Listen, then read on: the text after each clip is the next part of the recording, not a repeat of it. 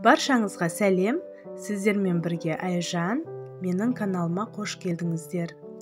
Қатпарлы қамырмен өте дәмді круассан жасайтын боламыз. Видеоны соңына дейін қарап, каналыма тіркеліп, қоңырауды басуды ұмытпаңыздар.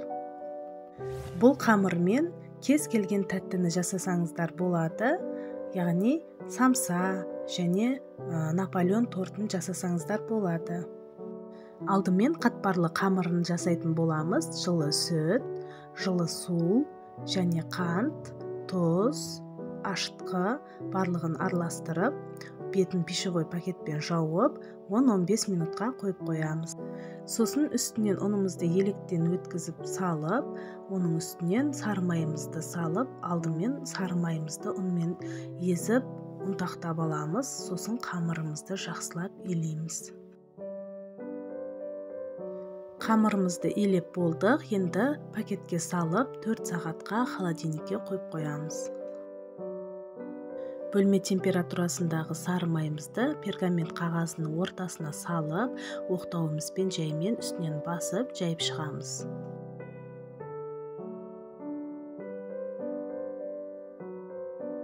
Қисық кеткен жерлерін қолымыздың көмегімен дұрыстап түзулеп аламыз.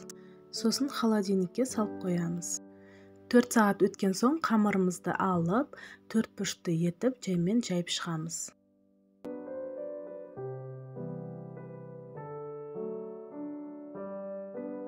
Қамырдың бір шетіне сары майымызды салып, келесі бетімен үстін жауып, қамырымызды бір-бірімен жабыстырамыз.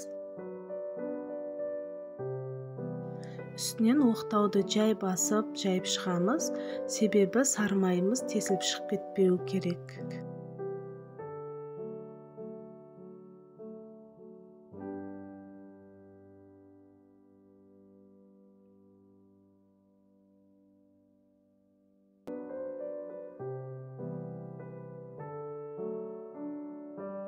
Пакетке салып, жарты сағатқа холодильникке қойып қоямыз. Жарты сағат өтті, енді қамырымызды жаймен жайып шығамыз.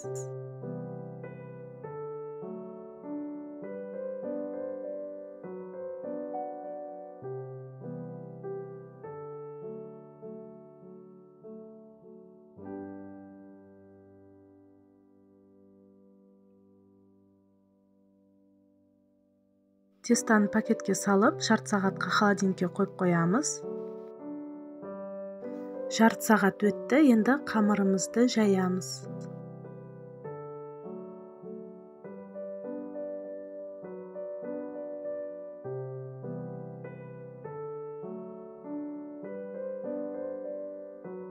Қамырды жайып болдық, енді 10 сантиметрден өлшеп, бөліктерге бөліп, барлығын бірдей кесіп шығамыз.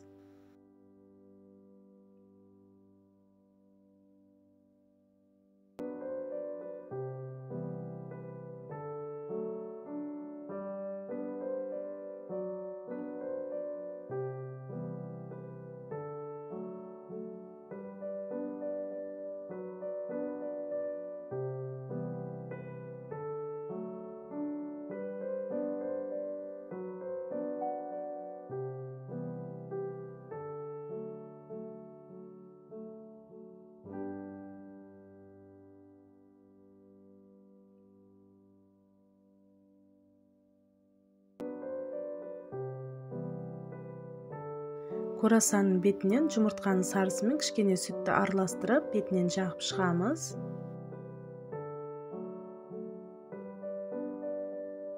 Қызып тұрған пеште 180 градуста 30-40 минутта қызарып, пісіп дайын болады.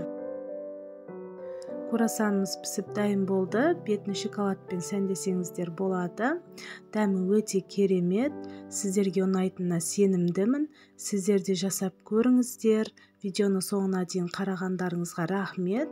Ас болсын.